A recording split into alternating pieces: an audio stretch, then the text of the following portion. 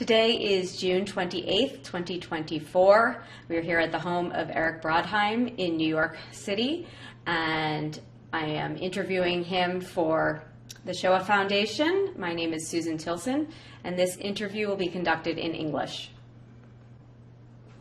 Today is June 28th, 2024. My name is Susan Tilson. I am here in New York at the home of Eric Brodheim, a Holocaust survivor, to interview him on behalf of the Shoah Foundation, and this interview will be conducted in English. Can you please introduce yourself and spell your first and last name? I am Eric Brodheim, E-R-I-C-B-R-O-D-H-E-I-M. And when you were born, was your first name spelled that way? I was born on January 23rd, 1931.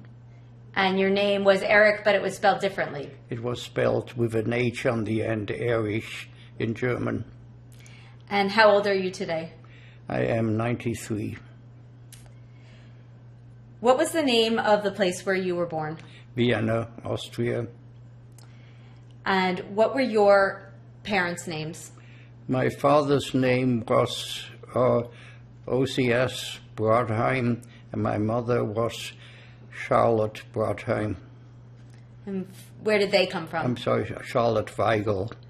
My father was born in Vienna of Polish parents. My mother was born in Hungary, in a place called Papa. Do you know anything about your grandparents on either side? My grandparents on my mother's side were dead at the time I was born. On my father's side, I know my grandfather, my grandmother was also dead by the time I was born. So what do you know about your parents' childhoods? And also, after you share that, what do you know about how they met? Well, they met because in 1914, at the start of World War I, the Russian army was moving through both Hungary and Poland, and people were fleeing to Vienna to get to what was considered a safer place. And both my mother and her mother came to Vienna, and a sister of my mother came to Vienna with her, and my father was also brought to Vienna by his father at that time. The two of them joined a Jewish sports club in Vienna called Hakora, which was a very well-known organization in its day, and they met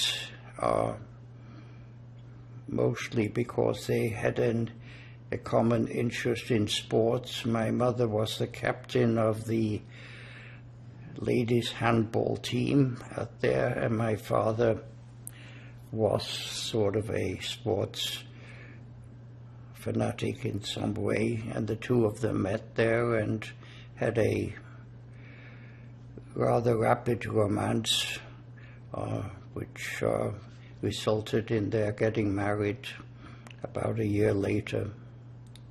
Do you know how old they were when they got married? It's easy enough to pick out the age because my mother was born in the year 1900 and they were married in 1929, I think, and my father was born in 1899, so he was a year older. And you are their only child? I am their only child. So, can you talk about your memories of Vienna before you left? What are your memories of, a day in the life of young Eric in Vienna? Well, it was a rather sheltered, simple life. My mother was working, and her sister, my aunt, who had no children of her own, somewhat adopted me during the day, and she took me with her when she went shopping, and she was like a second mother to me. There was nothing very remarkable about my early childhood. I always liked to walk, and I developed a fairly large appetite for walking, which I kept until old age took its toll, and I can no longer do the long walking that I used to do. It was a quiet, relatively uneventful life. What was your home like? Can you maybe walk us through it, give us a mental picture of what it looked like? Well, it was in the 17th district of Vienna, which is very much a working class district. I should throw into the equation that my grandfather was not very happy about the marriage, and there was a little break there. So how shall I put it, my father, it was the time of the recession.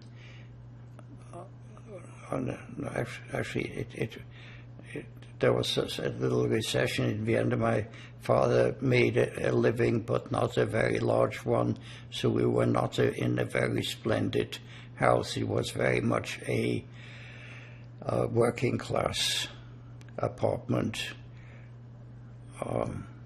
Do you know what it was about the marriage that upset your grandfather? He had other plans for his son. He wanted them to marry into a wealthy family, which my mother was not. She was a very beautiful woman, but she was not from a wealthy family.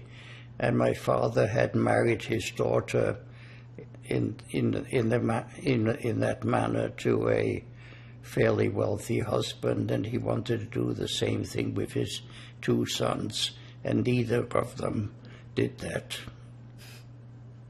Okay. What did you mentioned that work was difficult for your father to come by, but what was his what work did he do? I think he was the I'm not sure about this.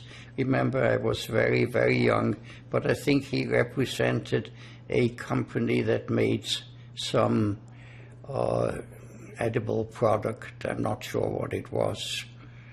And your mother? My mother was a very, very fine seamstress. She could look at a woman's dress and make a dress that would fit her, all by eye. And she worked for my uncle, who made leather pants for the, which were very popular in Austria and Germany at that time, that people wore for basically their whole life.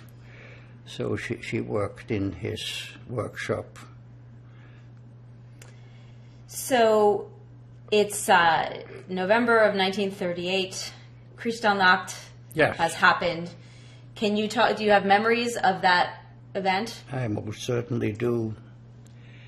I have memories of the events leading up to Kristallnacht, and I remember going with my parents for a shiva call to a man Jewish man we knew who had been arrested and was killed, never returned. His ashes were given to his widow, and it turned out later that was in there was a bunch of dirt. They didn't even return his ashes. Kristallnacht my parents, in the building that we lived in, there lived a family who was in very poor state. The husband turned out was a member of the then illegal Nazi party. But when Hitler came in, he became a person of something. He warned my parents not to be home for that evening because their apartment was going to be raided. So we went to some friend's apartment and spent the night worrying about being discovered. I remember it very well. And I remembered being a young child and not knowing very much, but hearing all this time about Hitler and Hitler. The tension in the room was so high that I got up and started to yell, Hitler's coming, until my father, the only time in his life that he slapped me to stop. So it was a very, very tense time. You could hear glass breaking all around you. And I really had just a very frightened child's perspective of it. I did not really understand what was going on. Yeah.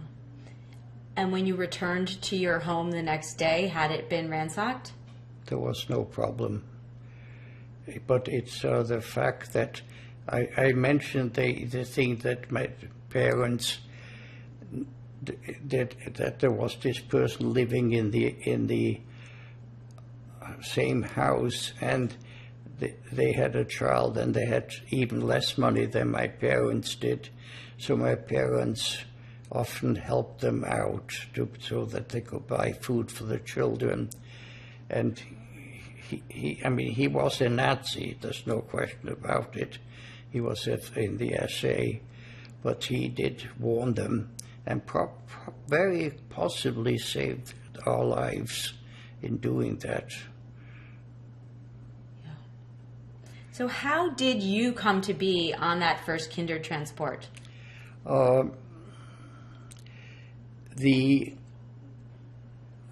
Again, I am not sure about the exact thing, but when the transport was announced, I do remember that my father stood in line overnight to get early into the Jewish agency that was assembling the list for the Kindertransport. It was basically whoever got there first could get their child on the transport, and there was only room for 200. So it was a very competitive thing, and it's just, my father was a very, very persistent and very a person who could adapt to situations very readily, which clearly saved my life and probably saved his also. So can you recall your feelings when you learned that you were going to be put on a train without your parents and sent off to England? You know, I don't remember being told it, but I do remember very clearly going to the central railroad station and being put on the train. I had no knowledge of how long before it that I had learned about it. It probably was not a very long time.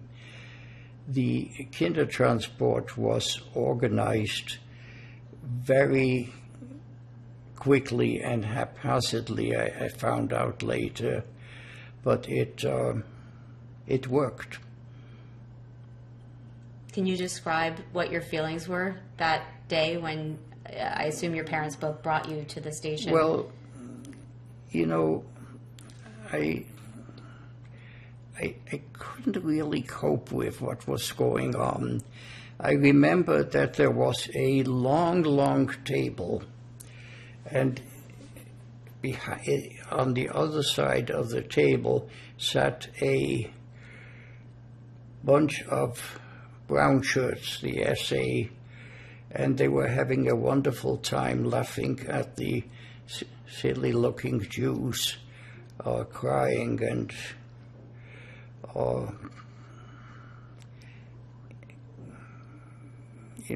sort of. I don't know what they were doing, but most people were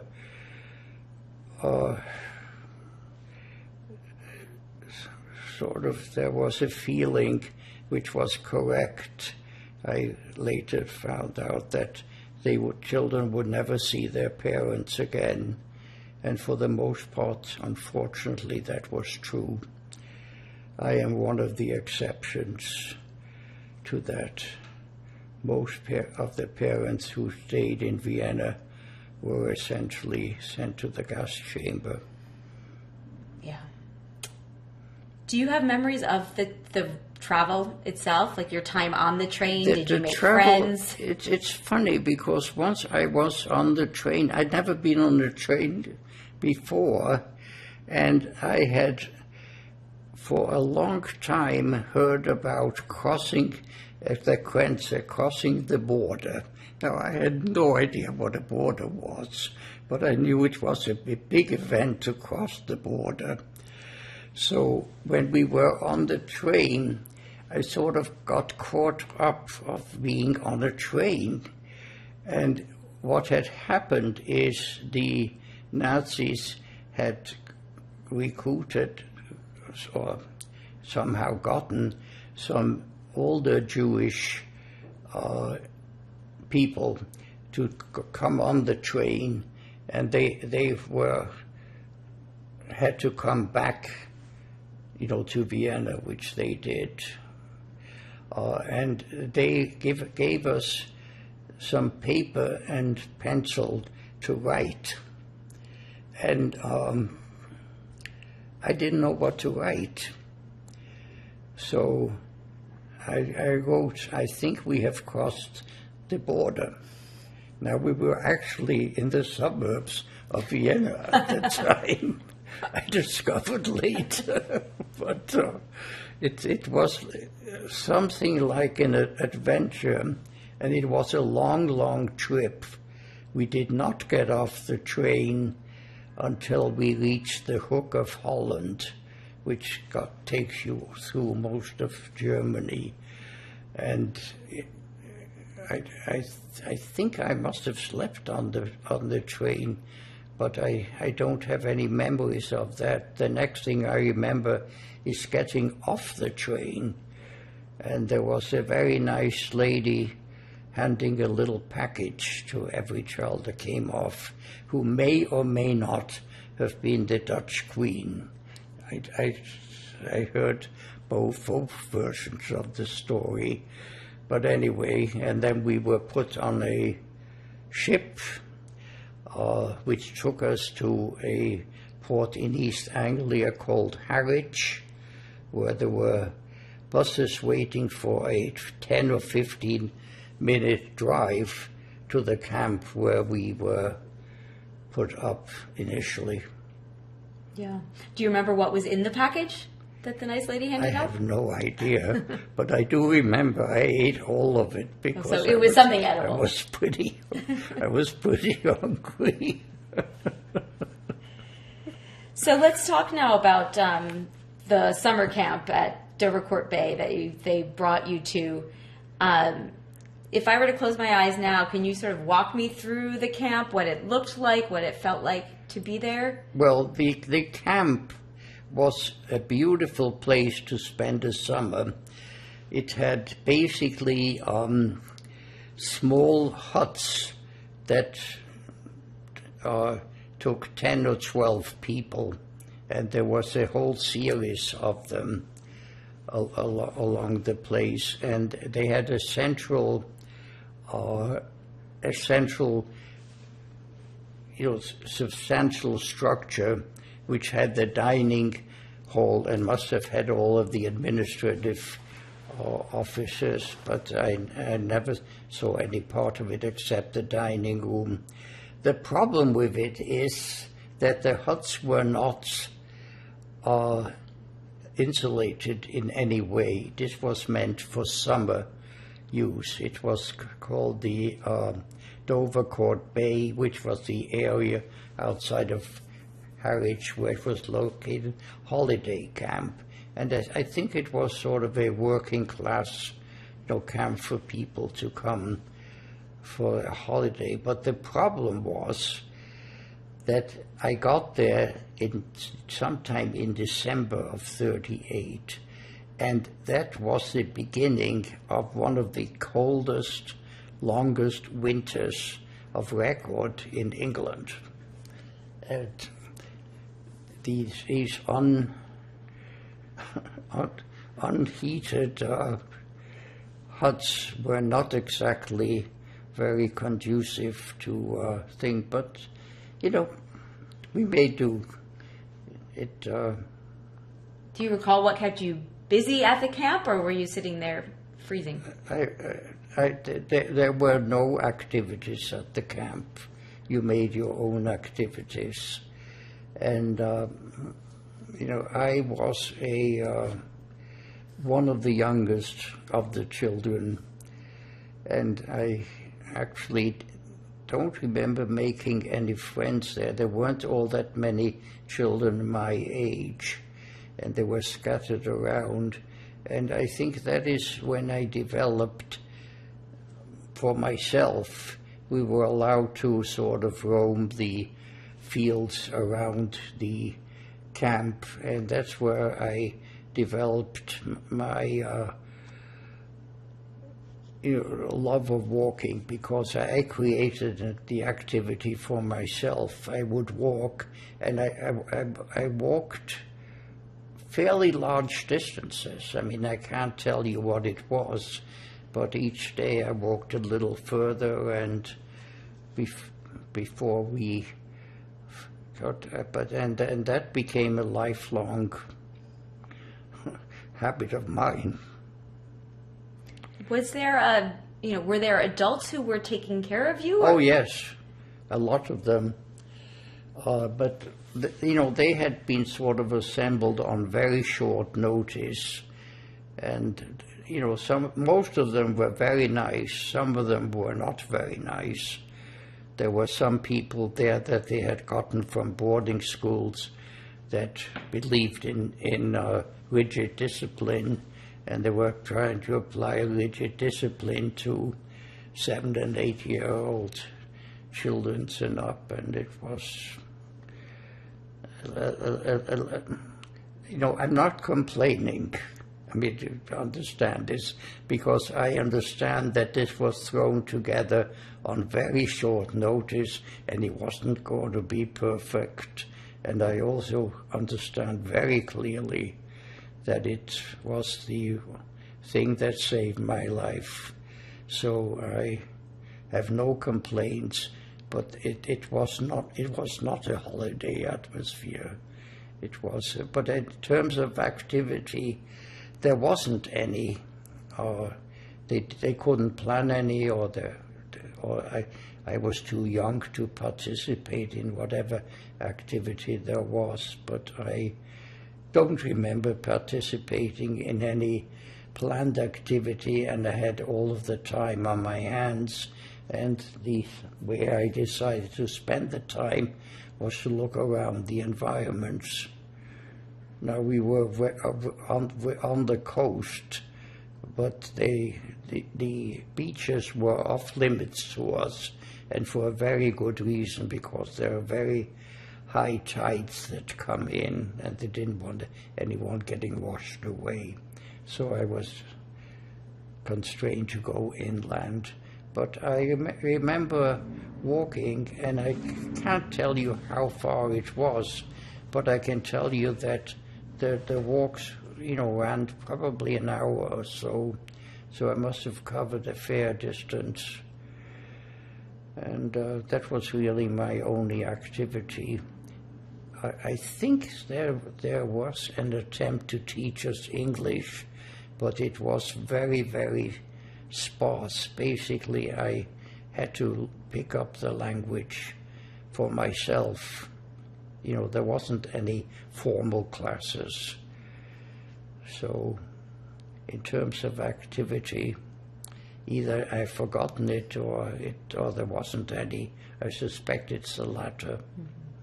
Do you remember meal times? I'm sorry? Meal times? I do remember meal times, and I remember being introduced to things that I didn't know existed, one of which was the pineapple. I had no idea what a pineapple was. And for some reason, there must have been a sale on them, because we had pineapple for dessert every meal almost, and I loved pineapple.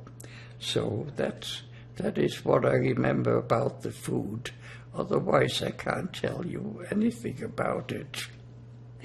So in general, how would you describe your feelings about the time that you spent in the camp? Are they generally positive? Were you frightened? Were you, I wasn't frightened. I wasn't frightened in the way I was frightened in Vienna, put it that way. I didn't know what was going to become of me. I believe, get some mail from my parents and send them letters. I have no idea what I put into them. But I wasn't frightened. I wasn't ecstatically happy. I made do, and I sort of became, I think, sort of put it to develop whatever activity was available to me, and the only activity available to me was walking. So I became an avid walker. So how much time did you spend at the camp? It's a very good question for which I have no answer. Not very long. I think it was probably 3 or 4 months, but I can't tell you, because my sense of time was never good, and that was a long, long time ago. But I do remember how my life at camp ended, because there had been a very heavy snowfall that winter. And when that snow melted and the ocean rose, East Anglia is the only part of England which is below sea level. The sea came in and flooded the place. And that brought on an emergency of getting the children out of it.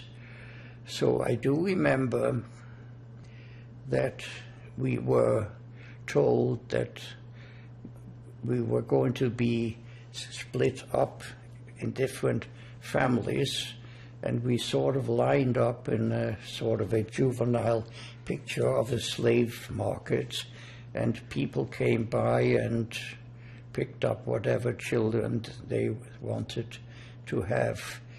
I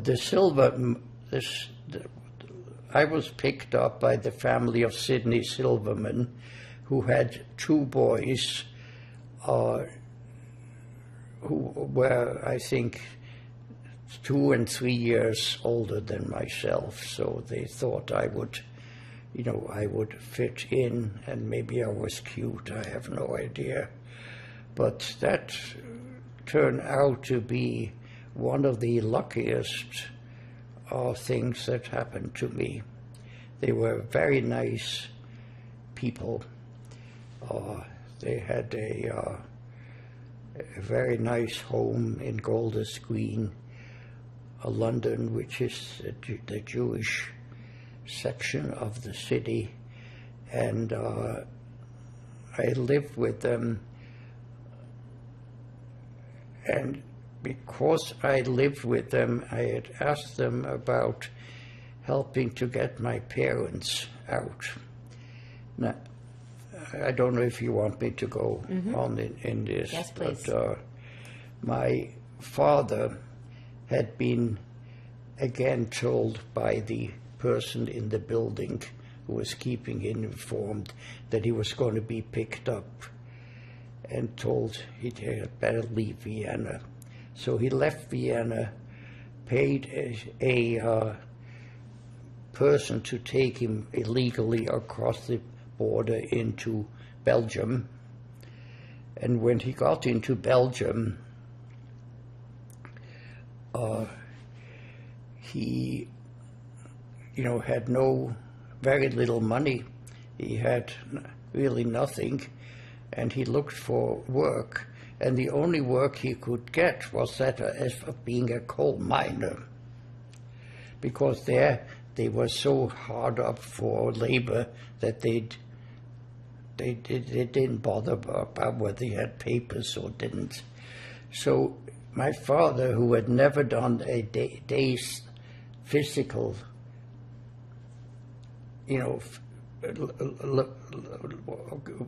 earned a living by doing anything physical, became a miner. And again, he's resourceful enough to do it, to find the job, and he stayed there until the Germans invaded Belgium, which was about a year later. But that left my mother in Vienna alone. So I asked Silverman if he could do something to bring my mother over. And it happened that his sister was having a child and needed somebody to help with the child. And they managed to get the papers through to bring in my mother, claiming they couldn't find any English person to do it. So she was brought over. And that was the first, the first thing. And not only that, as working for the Rubinsteins, who were the sister and brother-in-law of Sidney Silverman, they gave her permission to bring me to live with her. So I wound up in the house of Silverstein's sister and her husband, and they were very nice to us. In fact, years later, after I was in the States and married, they came to visit us, and it had a fairly happy ending. And that wasn't the end of it, because my father, I don't know if you want me to keep talking about this, but when the Germans invaded, they invaded through Holland and Belgium, and the people were fleeing in front of the invading Germans. And my father walked all the way from Charleroi, which is a long way from France, to the French border. And he had really very little with him. I don't know how he managed to eat or anything, but he did. And when he got to the border, they asked him for his papers, and he said he had lost his papers on the way, but he was a Frenchman returning home, which of course he wasn't. But if he had told them he was Austrian, they would have interned him as an enemy alien, and he did not want that. So what they did instead is they drafted him into the French army. And as luck would have it, he got separated from his regiment that were really digging ditches somewhere, and learned that a group of other French soldiers were going to be evacuated to England. So he told them that he had lost contact with his regiment, and could he join them. And he got a cigarette ration, but he didn't smoke, so he gave away the cigarettes. And those cigarettes brought him a place in that army group, and which was eventually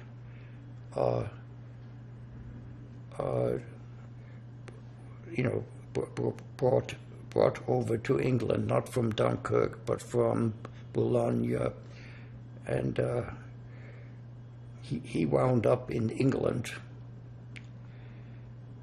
And once he got to England, they very quickly found out he wasn't a Frenchman, because he couldn't tell them exactly where he was born and so on. So they figured out he must be a German spy. So they put him in a maximum security prison as a suspected spy, which, by the way, it's amazing that they didn't just shoot him, because that was being done at that time. But the rabbi came to talk to him, and he asked him, what are you doing being a German spy? So he told the rabbi what had happened, and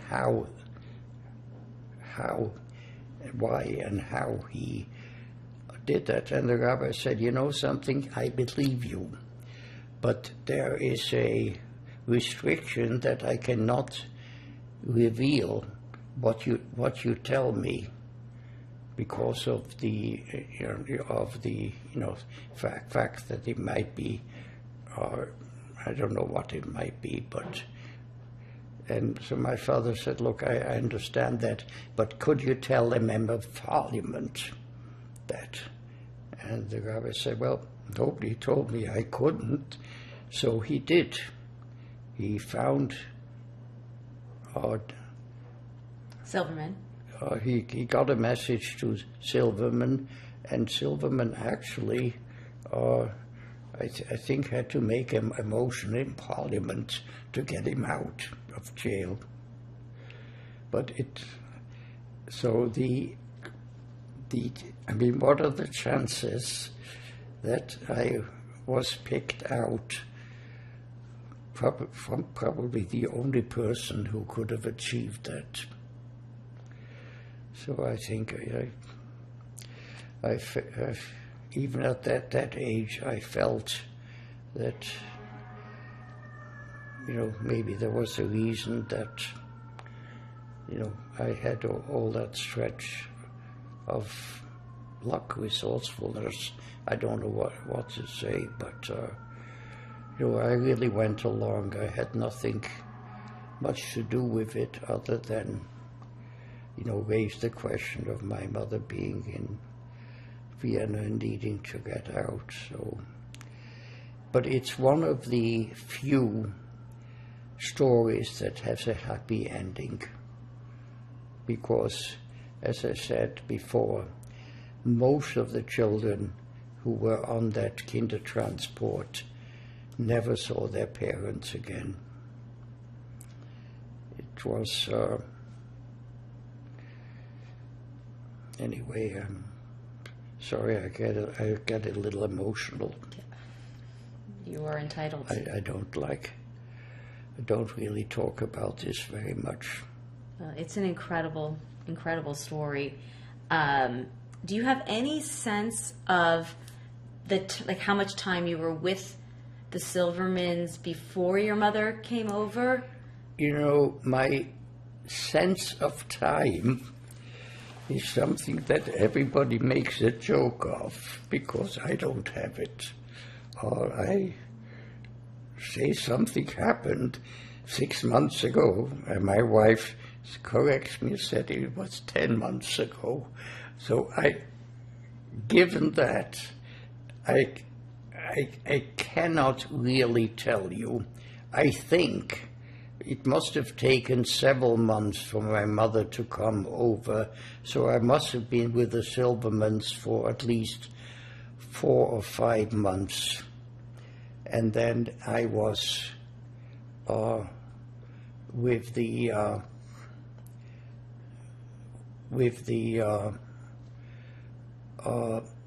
Rubinsteins, where my mother was working, for probably another year. I don't know. Yeah. And then when my father was released from prison, the Free Polish army wanted to draft him into the Polish, and my father, said he's not going to fight in a Polish unit. They're all anti-Semites. And they said, well, but there's a war on, so he said, okay. I didn't say I didn't want to do anything. I volunteered for the British Army. So he wound up in the French Army and then the British Army, which he was in until the end of the war. And at that time, my mother was able to get a job as a seamstress making uniforms, and we moved. I lived with her and my father whenever he had leave in Manchester for the rest of the time in England. Did you know that your father had left Vienna and gone to work in the mine in Belgium? Like, how did you know that your mother was alone in Vienna to ask? I don't know. I was getting mail from her, I presume. I think she told me that, and also asked me. She might have asked me to see if I could do anything to help get her out. I really don't remember. But I did somehow know it, and I don't know how. Can you describe, if you recall, how it felt when you were told that your mother was coming and then when she did, in fact, appear? Well, it was...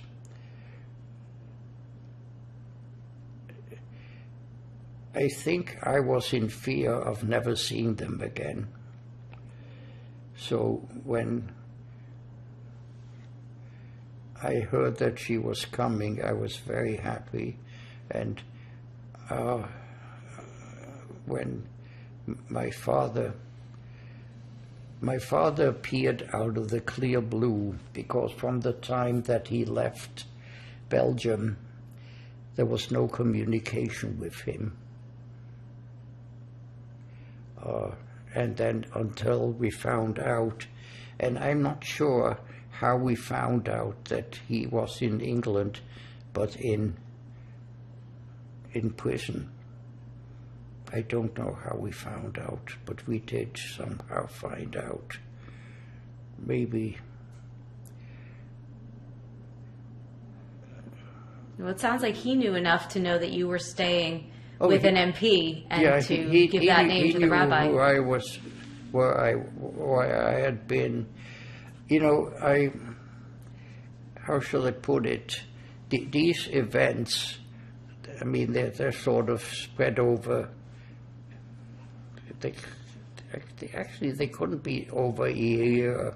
I'm probably off in some things, because I think this whole scenario played out within 1 year. So I just don't know. I am very, very bad at remembering times and durations and so on. And or maybe I just wanted to put it out of my mind. This is not a conversation I have held before. But my grandchildren decided that it should go on record, so here I am. And we're very grateful that you're here. You mentioned that when you were in Vienna that your aunt took care of you during the day and that your mother was working for your uncle. Yes. What happened to them? They went to Hungary. My aunt was Hungarian, of course, and they went to Hungary, and they survived the war. Another brother of my mother, who also went to Hungary, did not. He was in Budapest, and they didn't have any food. He went out to try to get food, and he never returned, presumably killed in some manner. So, but my aunt and her husband did survive, and also the wife of my mother's brother and her daughter survived. So remember, in Hungary, they only started the deportations towards the end of the war, and you had that guy from Sweden, I've forgotten his name for the moment, who was giving Swedish passports to all the Jews. So they had false papers, making them Swedish or some. I think he was Swedish. So, but they survived the war. So part of my family survived the war. Those of my family, like my grandfather and his brothers, who stayed in Vienna, did not. They all wound up in the death camps.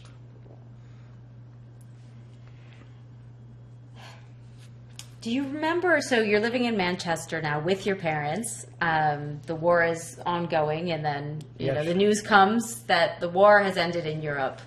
Do you remember that day? Oh, very much. In fact, I remember it because my father had been stationed in Southampton, which is on the Channel coast of England. He was too old to go to the front, so they taught him how to cook, and he became a cook for the soldiers going over and coming back. And I had gone down to visit him. I have no idea where I was staying or how, but I was in Southampton when the war ended. And the war ended because the Queen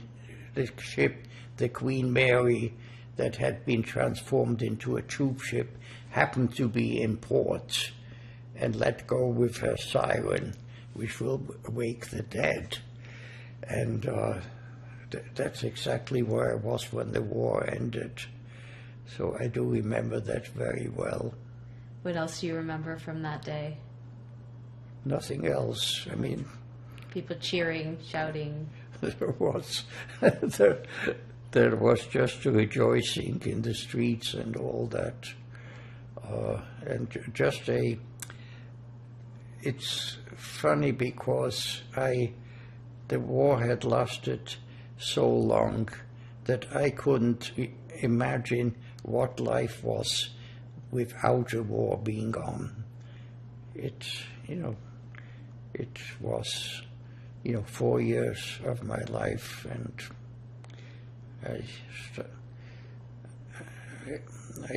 I basically went through all of the things I got into. My early problems were that with all of my moving around, I basically never got the first and second grade of education. I lost out on those grades, and it took me a little while to get back into making up. And again, I never learned English other than by picking it up on the street, so to speak. So it was difficult for me. And English is not a simple language to pick up, and it's the grammar of it is very.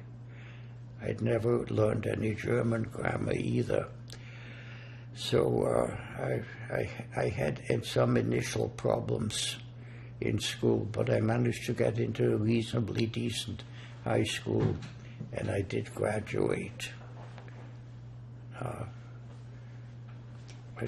Actually, I even graduated at one of the 3 top students in the school, so I had a fairly good education. So it sounds like your family was fairly well settled in Manchester. So what just sort of brought on the decision to emigrate to the United States? Well, the problem is that we wound up in England not because we wanted to be in England, but because that's where, the events of the day took us. We had no relatives whatsoever in England. My mother and my father both had a brother in New York. So they decided they wanted to go to what was left of my family. And after they let me finish my high school in England, I had been accepted in the university there, but I never got there. And we came to the United States. And that was facilitated in part because your father had been in the British Army, is that correct? Exactly. Since he was in the British Army during the war and had even volunteered for it, he was granted British citizenship, and that made me, as a dependent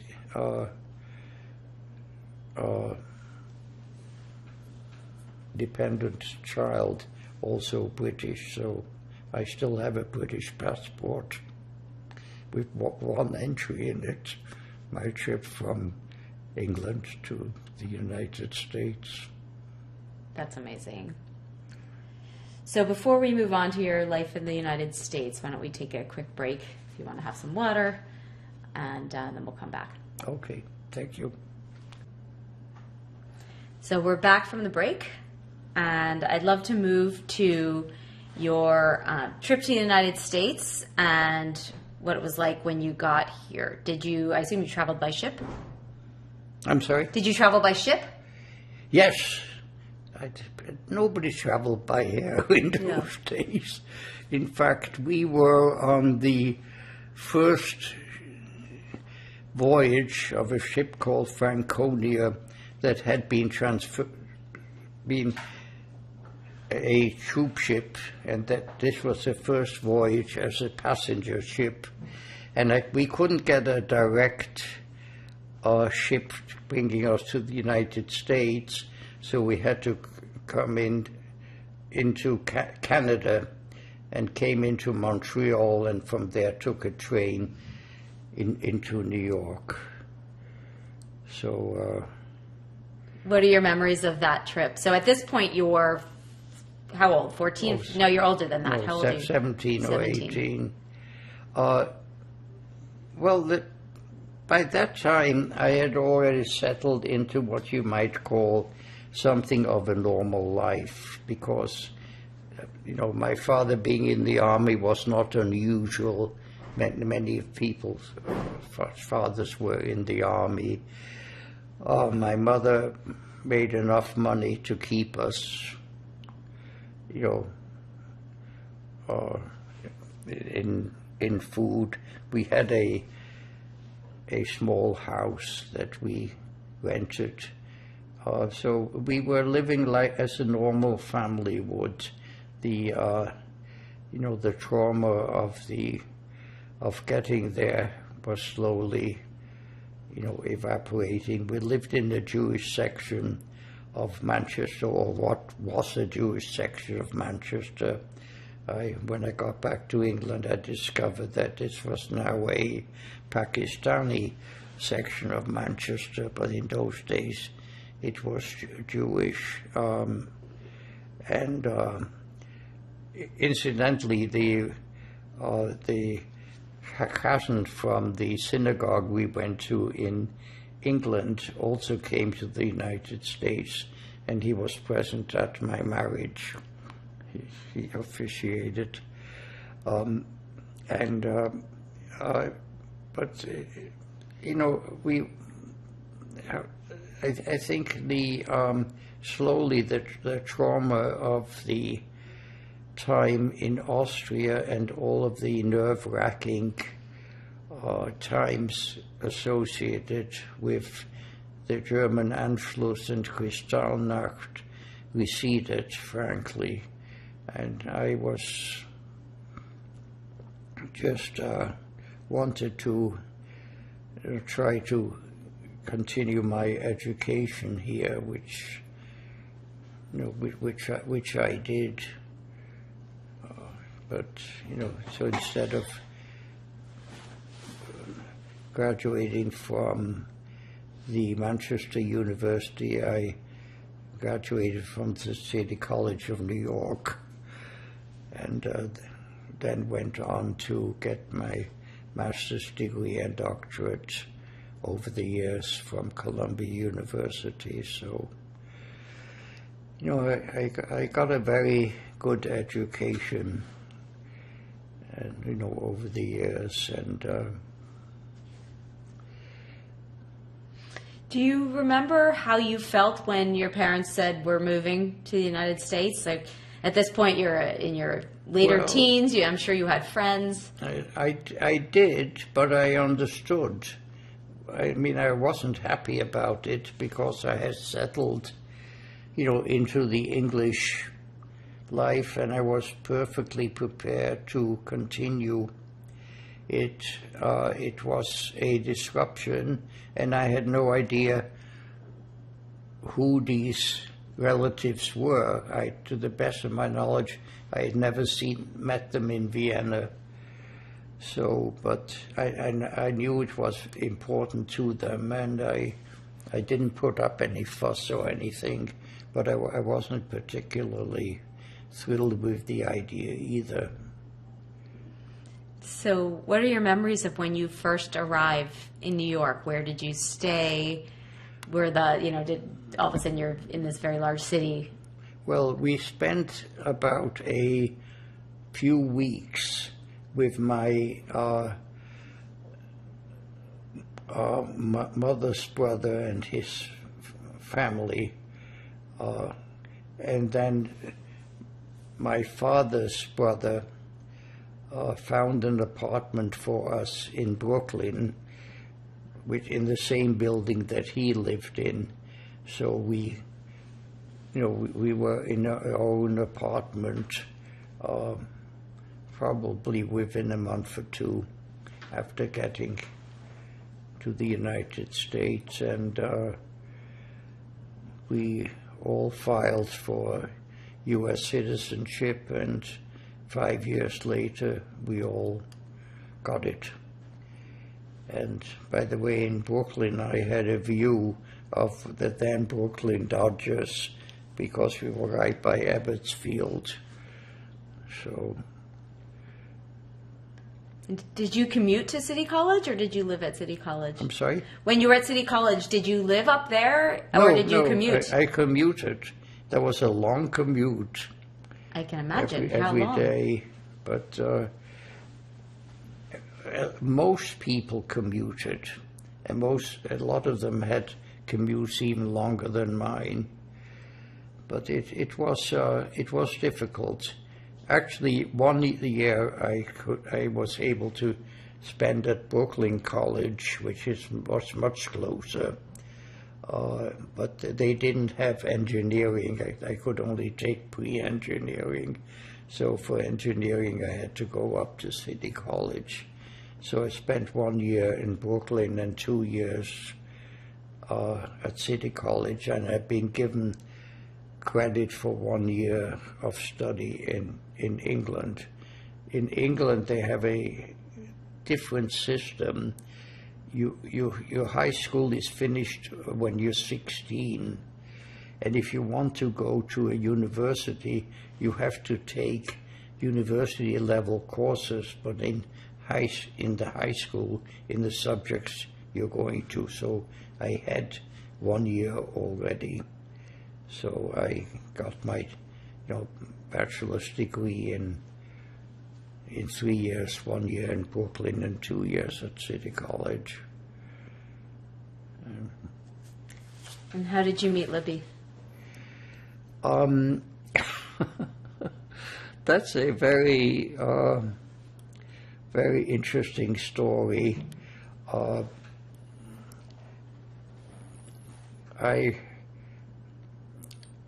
spent the summers with a lot of other young people about my age on Fire Island, which is a sandbar off the coast of New York, and we all rented. People rented their houses, and I was in a rented house with about 8 or 10 other people around my age, and it was a fairly miserable day, so you couldn't go to the beach. So the only other thing you could do is get together and drink. So we were very happily doing that when a former girlfriend of mine and Libby walked in through the door, and I was taken by her. I went up and offered my services in introducing them to the people, and we wound up that on the day we met, she had dinner with us in the house, and at 2 o'clock I escorted her back to where she was staying for the night, and ever since then we haven't been apart. It's a wonderful story. It was as near as I can make it out to what love at first sight must be. But interestingly enough, when she got home, she told her mother that she had met the person she was going to marry. And her mother wasn't thrilled because she had been going around with somebody else for the last 6 months, but anyway, it all worked out. That's amazing. Can you talk a little bit about the role of Judaism in your life, both from when you were a child through your adulthood to today? Well, my parents were Jews, clearly Jews, and did not represent themselves as anything but Jews, but I don't remember going ever to a Jewish service with them. I won't say I never did, but I just don't remember it if I did. When Libby and I got married, we did decide that the children needed a Jewish education, and we had moved into this area in Rockland County, just to the north of New York, and they were starting the new city Jewish center. And the day after we took possession of our house, we were solicited by people trying to put that Jewish center together, and we became one of the founding members of it, and remained members of it until very recently, even though we had moved far away. So we are very clearly Jewish, and our children got a Jewish education. They both got a bar and bat mitzvah, and which we wanted, and after that, I really had a lot of trouble reconciling my life, with the belief in a Jewish God. It's not that I don't understand the Jewish religion.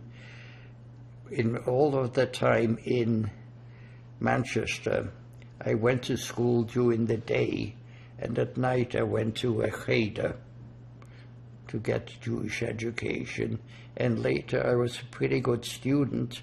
I spent time at the Manchester Yeshiva, also on a part-time, basis in addition to my scholarship. And very frankly, I have trouble. I'm a scientist by instinct, and I believe in things that you can explain. I have trouble reconciling these science with our religious beliefs. In other words, when I think what did me in was when the whoever the rabbi was saying, well, he was talking about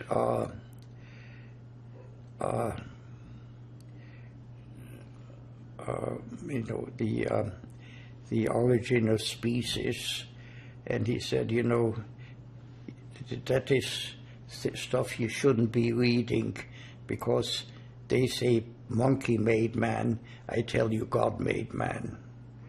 I said, something, I don't need this. I'm never going to reconcile this with what I really, want to do. And I stopped being a shul-going person. And Libby feels more or less the same way about it. We gave the children the background. They can take it or not take it as they see fit. One of our children married a Jewish wife. Our daughter married a non-Jewish husband. We love them both.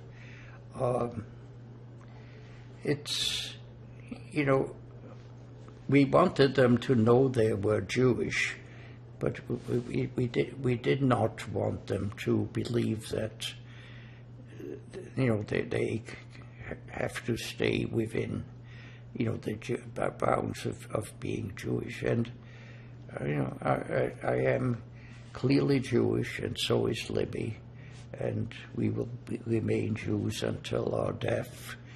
And but in terms of going through the rituals of the religion, I've been through it. I've gotten up to being a yeshiva bacher for a time. I understand what it is, and it's not for me. That's fair. So let's move to today, and the current both political situation, the rise of anti-Semitism around the world, and what the events currently stir up in you and your thoughts about what's going on. Well, this is on many levels. I mean, what is going on politically in the United States is terrifying to me, because I see the same things happening here which led to the ascent of fascists in Germany and then Austria, and that terrifies me, to tell you the truth. For people who didn't live through that, they probably don't really understand, but I find it horribly on things. I am also a very strong believer in the state of Israel. Both I and Libby have members of our family who have lived there for a long time. Some of them have been the early pioneers in Israel, and I feel a great affinity for the country. And I have great trouble coping with what has happened since then. I don't understand the need of people who may have had a very good reason to be upset taking machine guns and killing 1,200 defenseless people. I don't understand that. And I understand also the fact that Israel needs to try to get rid of those people, but unfortunately, in doing that, the things in Israel, the population is used as a shield from being from the Israelis. So this wholesale killing of the Palestinians also upsets me very much. But I am upset by the political things going on around me, and have no way of in any way influencing where it's going. So I just have a helpless feeling. I wrote a couple of things for my children to read, and I'm not sure to what extent they read it, but I told them how I feel about it. And that's all I can do. They can read it and believe it or not believe it as they see fit. Are you willing to share any of the ideas that you wrote to them? Well, there are really no ideas. It's just I gave them the analysis of why I think that we are on a path that could lead to fascism coming into the United States, and what can we do about it? I mean, at 93, I'm not going to pick myself up again like I did at 7, and I would hate to think that my last days will be a replay of the early days that I've been worked very hard to sort of not talk about very much. I mean, this is one of the few times I've talked about it, and maybe my grandchildren are right that I should leave a legacy behind. People may or may not want to hear it, but it should be on record. Now, in terms of, I'll tell you a very interesting story. When the war ended and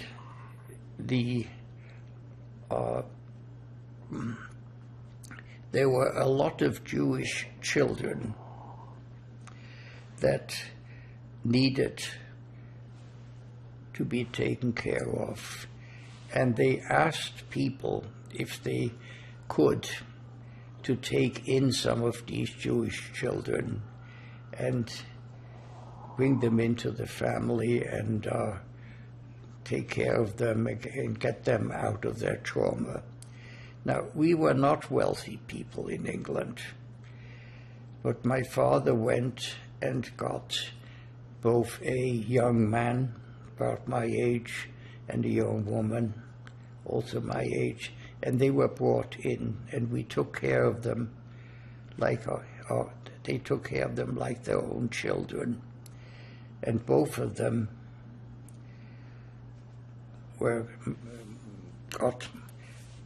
eventually got married and left us. but they were, I felt very good about that my parents would sort of remember the kindness that had been given to us to let us survive and in some way repay it. And we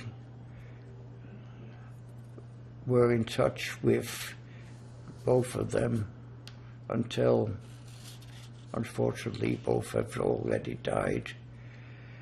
And so that's something I just feel very good about. I mean, my parents were never wealthy people, but whatever they had, they were ready to share with other people who needed it.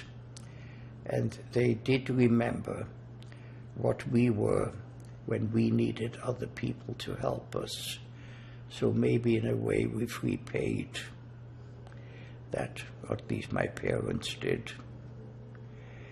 So that's something I feel very good about. You mentioned during the break, and I'm just hoping you'll speak a little bit on camera about how lucky you were and your sense maybe of like, why me? Can you talk a little bit about that?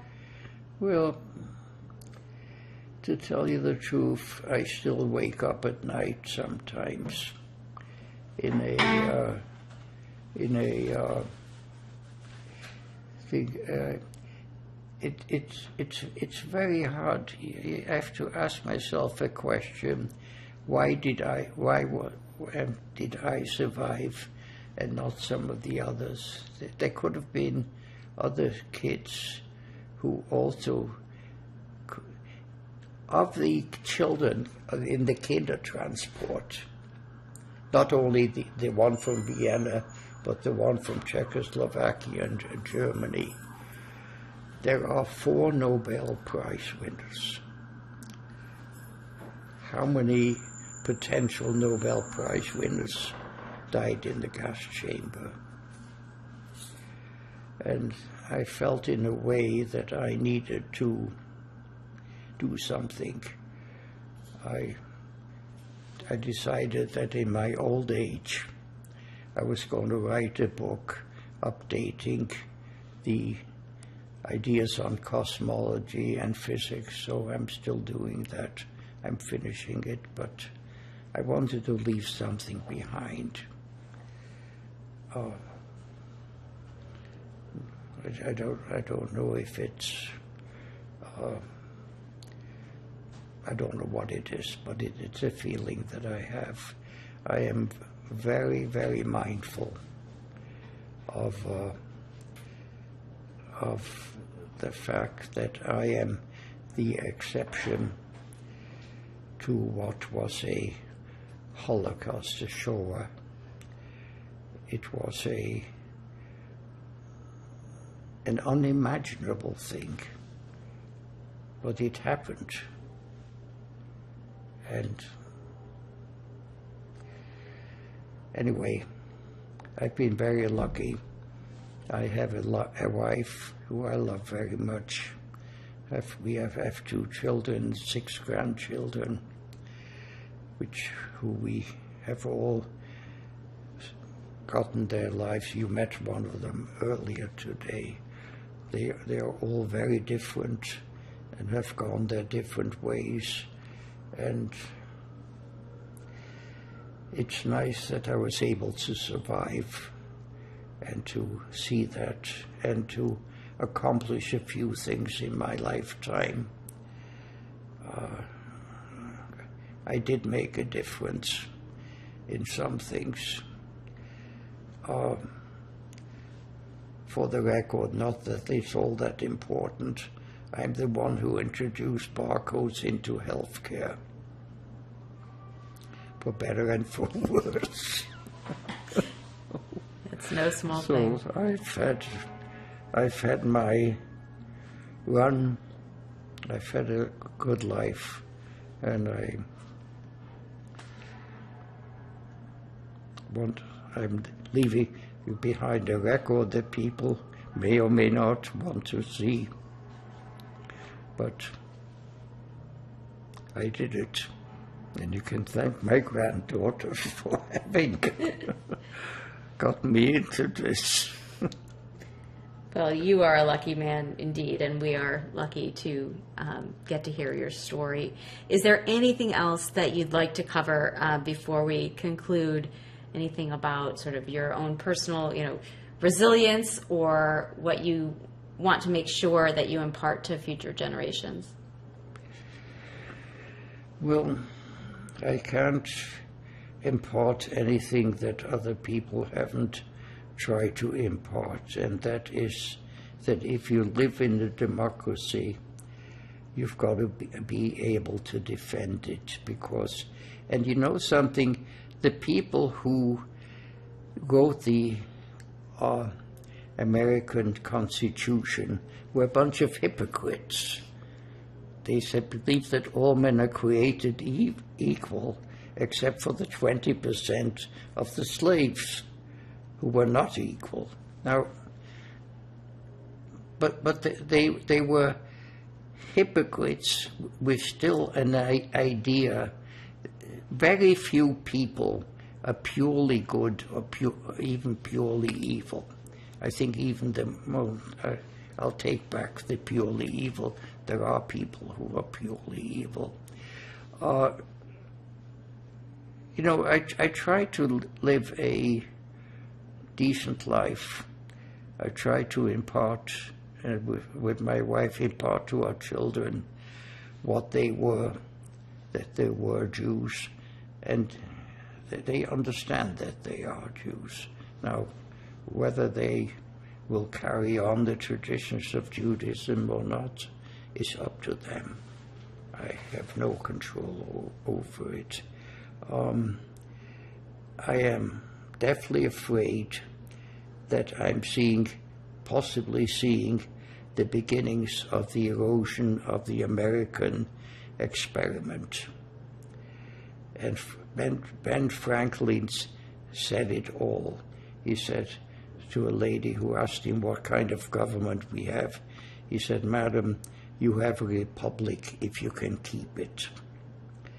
So far we've kept it. Will we keep it beyond my life? I'm not sure. I wish I would, and I will go to my grave not being sure." It's, I'm not a philosopher. I'm a scientist by my calling, and I've been very lucky.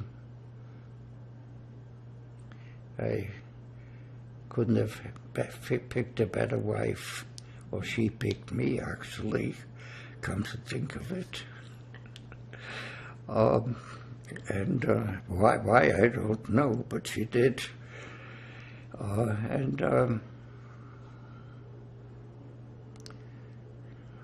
I want to thank you for listening to my stream of consciousness. Thank you for sharing your story. And thank you to your granddaughter, Hannah, for pushing you, because I think it's super important that we do have this on record, not just for your own family and your legacy, but for the rest of us who need to remember and need to redouble our efforts to make sure it doesn't happen again. Well, I agree with you, and I hope that your efforts will have some things. And I also want to thank you for the time that you have donated to doing this. I'm glad there are people like you around. Well, thank you very much. All of you. So we're back, and we've been joined by Eric's wife, Libby, of 66 years. And Libby, I'm wondering if you can just talk a little bit about when you met Eric and what you were just speaking about in terms of that when you first met him, you had no idea of his story. Correct.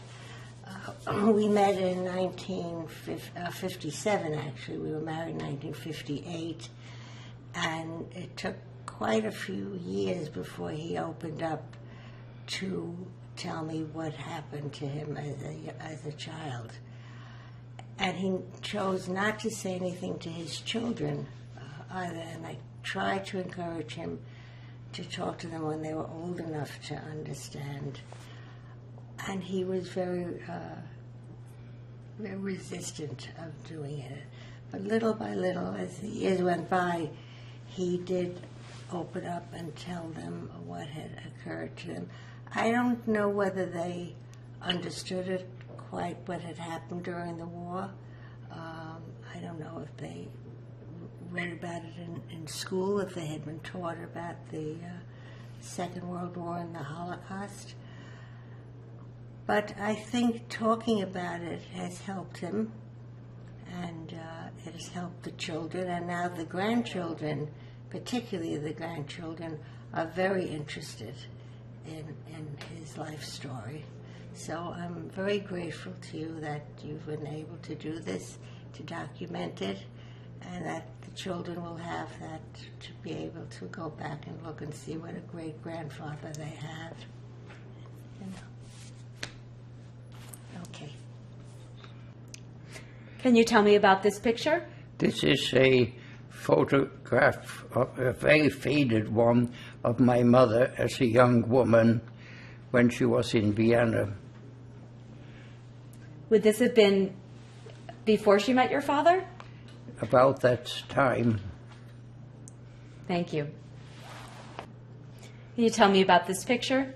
Yes, this is the oldest of the pictures. It is my maternal grandmother, taken in Budapest, Hungary. And the thing about the picture you have to bear in mind is that that woman had 10 children. This was after she had all those children. She was still a very vibrant woman. She took two of the children, my mother and my aunt, to Vienna with her when she left at the beginning of World War I, when there was a fear of the Russian army going through Hungary. And this is, I think, I've forgotten the date on it, but it's a fairly famous photographer who took that. And you went to the studio in those days.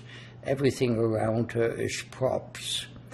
And the pictures were all still, an artist worked them to highlight things and so on. So that was a very big deal.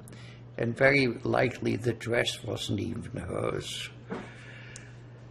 So anyway, it's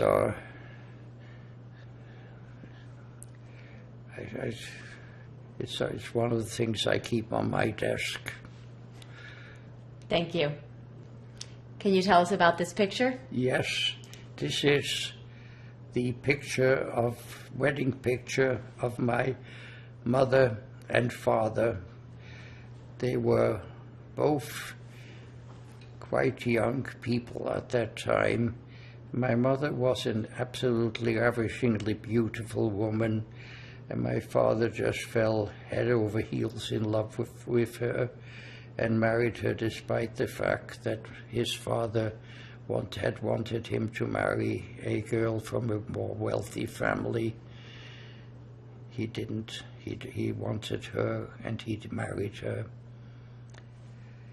So it's a love story. Thank you. Tell me about this picture. Well, this is the result of their marriage. Me, at an age of about 5 years. And I was, again, all of the things around me were from the photographer's studio. And the only thing is that was the first portrait he did, and he kept it in his store window. So I was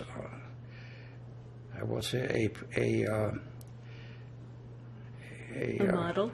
I don't know, and a good advertising. Thank you. Can you tell us about this picture? Yes, this is a very important person in my life. Sidney Silverman, Member of Parliament, Labour Party, who took me into his home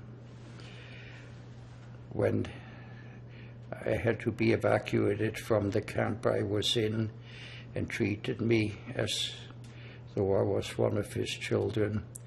He had two boys, naturally, and he also arranged for my mother to come to England to work for his sister, who was having a baby at the time and needed help, and he was able to get the papers for her to come to England from Austria, which probably saved her life, because it would have been difficult for her to leave.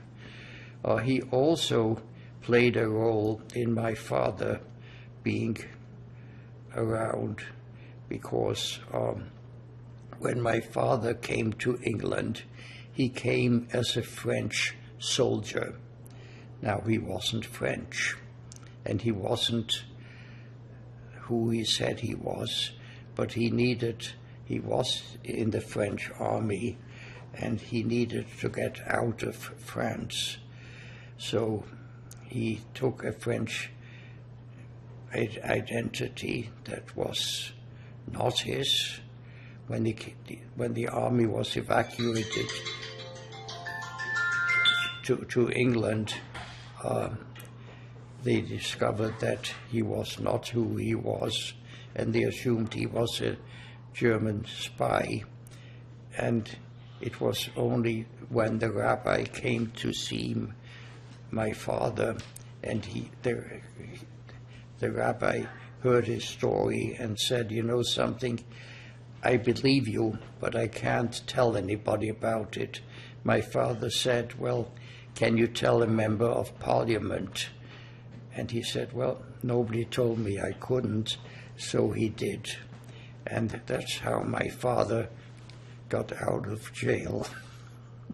A real hero. And he was my hero. He was a little bit older,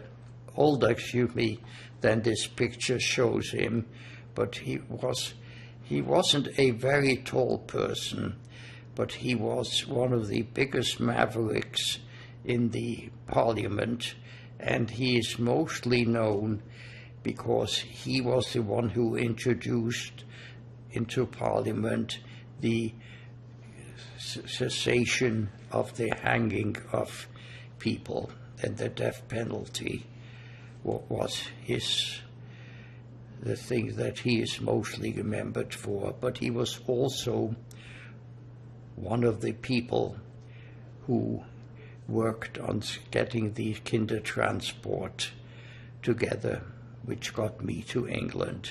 So it's a person to whom I have a great deal of respect and a great deal to thank for.